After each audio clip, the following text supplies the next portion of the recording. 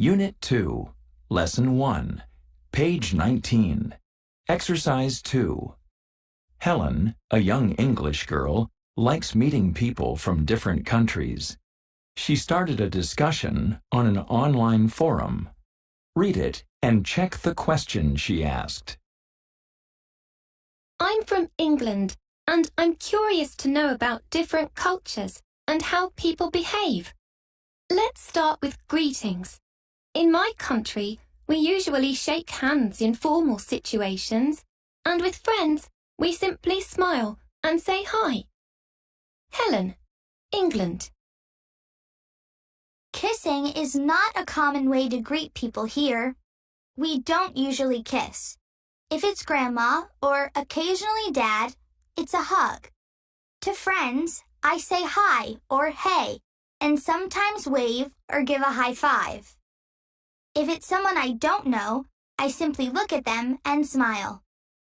Kelly, U.S. In my country, people bow when they meet. Satye, Japan. In Mexico, at a first meeting, we usually kiss on the cheek. Just one kiss. Men don't kiss each other. They shake hands. We Mexicans are very friendly people, so we often hug the person as well, especially friends and relatives. Juan, Mexico. In my country, people usually shake hands. Among friends, men included, a double kiss on the cheek is common. Pierre, France.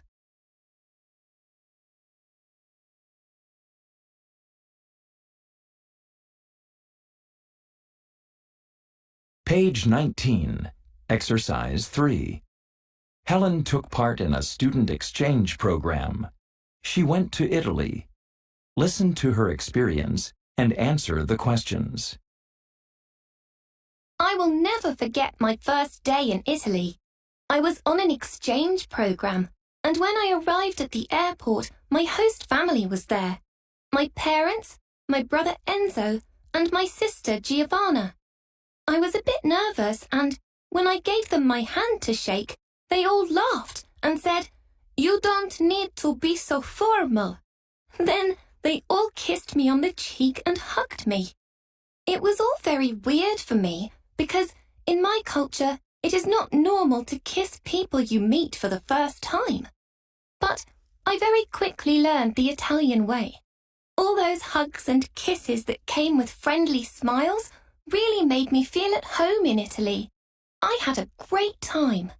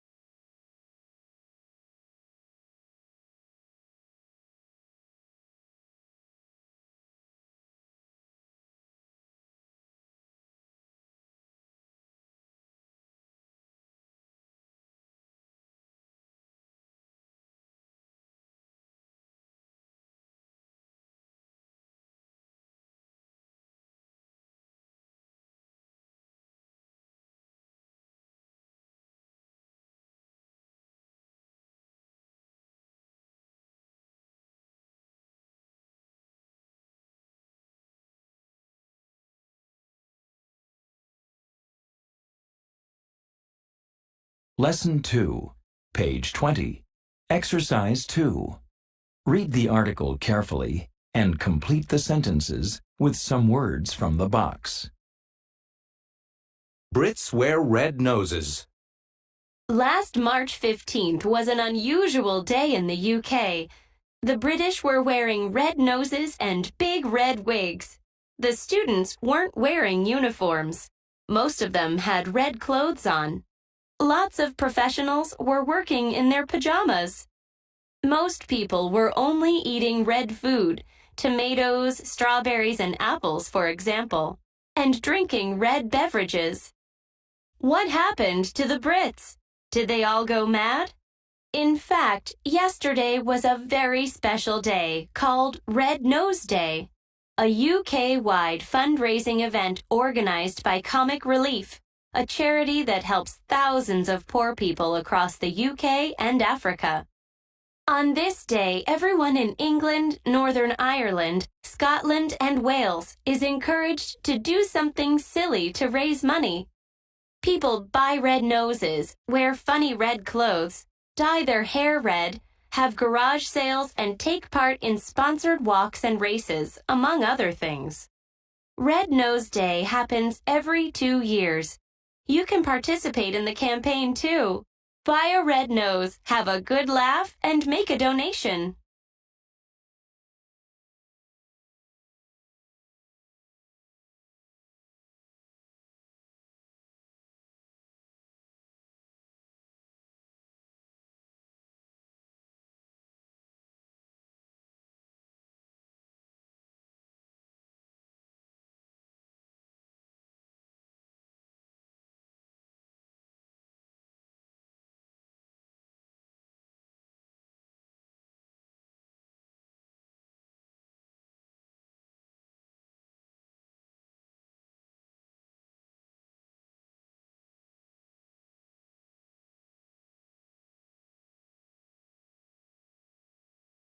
A newspaper article.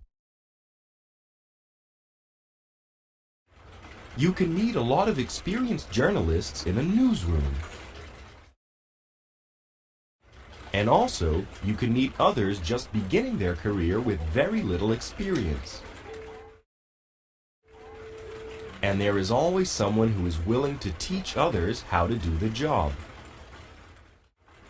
So, I have your first assignment. It's not going to be easy. Are you ready? All right, I want both of you on the streets looking for a story. I want you to write an article. I want to see how good you are. You have to take something into account. You have to write this article using formal language. Slang is not permitted. We do not write a newspaper article using informal language. And it has to be clear, so do not overdo it by using phrases and words that aren't really necessary. Now I'm kind of scared. Don't worry. We only have to be factual. What do you mean with factual? Well, we just need to tell what happened, where it happened, when it happened, and who was involved. Piece of cake. I don't think it's that simple. We need to grab the reader's attention. We need to make them want to read the article. Sure. That's why we use a headline, which is like the article's title. It has to be dramatic. Look! I think we've just found our story. Not bad. Not bad at all. Welcome to the club.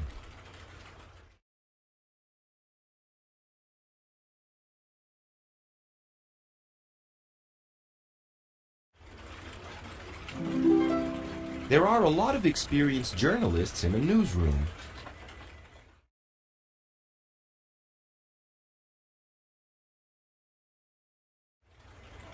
And many people who are willing to teach others how to do the job. Once again, the story repeats itself.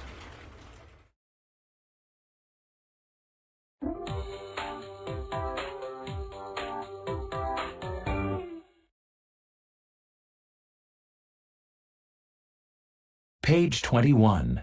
Exercise 3. Match the columns to form collocations related to charity work. Then listen and check. 1, Make a donation. 2, Raise money. Donate money. 3, Help the poor. 4, Participate in the campaign. 5, Do sponsored walks.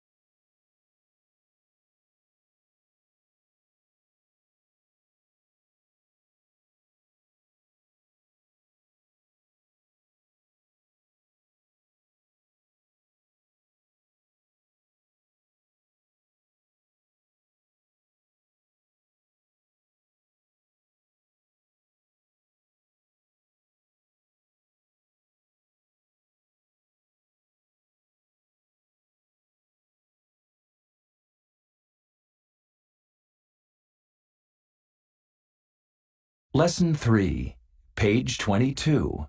Exercise 2. Read this text about the Schools for Schools campaign. Then check the sentences that are true. Schools for Schools. Schools for Schools is a campaign that invites students across the world to think of creative ideas to raise money in order to rebuild schools that were destroyed by wars in northern Uganda. Students and schools are connected via an interactive online community where they can see how much money they have raised and how it is helping. In the first semester of the campaign, more than 580 schools signed up. Students and teachers organize all sorts of fundraising events, such as bazaars and talent shows. Visit Schools for Schools today and make a difference. http://invisiblechildren.com.